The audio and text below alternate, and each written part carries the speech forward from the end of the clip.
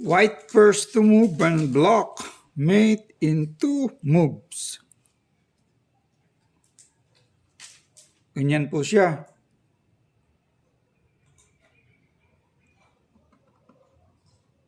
Ang white po papunta doon, ang direksyon papunta doon. Ang black naman papunta rito.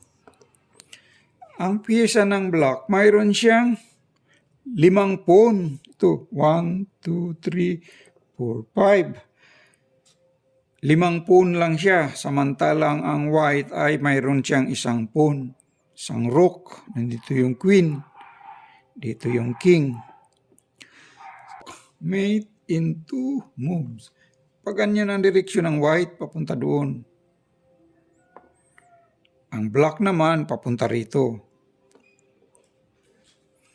Ganyan. Sa loob lang ng 2 malikhaing galaw ng white.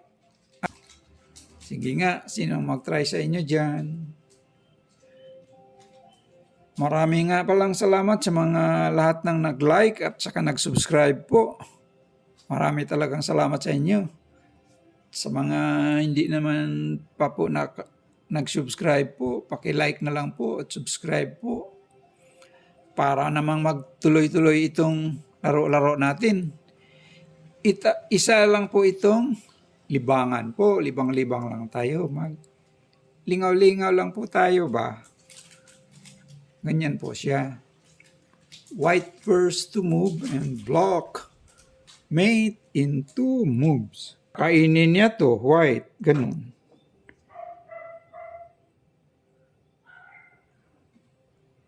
Tatakbo lang ako dyan. O, nasaan yung mati dyan pag ganyan?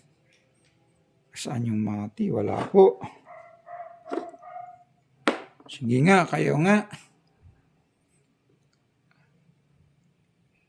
Ano nga ang tamang tulak dyan? Hindi naman pwede siyang mag-check dito. May pawn. Dito rin may pawn. Itong rook, kakainin halimbawa. Ganyan. Ganyan siya. Tatakbo lang siya dyan. Walang mati.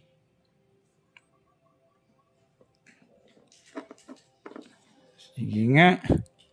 Ano nga tamang sagot dyan? Siguro naman may nakakasagot na sa inyo dyan. Paki-message, paki-comment lang po. Kung ano talagang tamang sagot dyan. Sa pagkakataong ito, may nakakasagot na siguro po.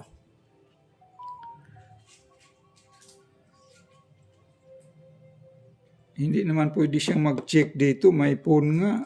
Dito rin. Oo. Ano talagang tamang sagot dyan?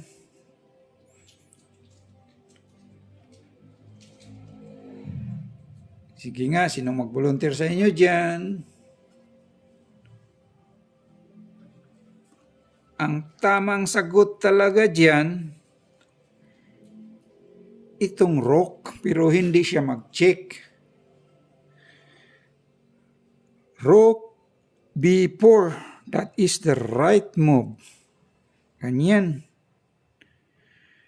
Halimbawa, kakainin ng pawn dyan, mate po siya. Ganyan. Mate ang black. Diba? Halimbawa po, tatakbo siya dito. Halimbawa, ito ang tulak niya. Ganyan. Kakainin lang, mate pa rin. Ganun. Mate siya. Diba? Halimbawa, pag ganyan siya, pag ito ang itulak niya, mate naman siya dito. Mate siya. Pag ito naman ang tulak niya, ganyan, dito naman siya mate. So, that is the right move. Marami pong salamat sa inyo dyan, sa lahat ng nanonood. Thank you po. Maraming salamat.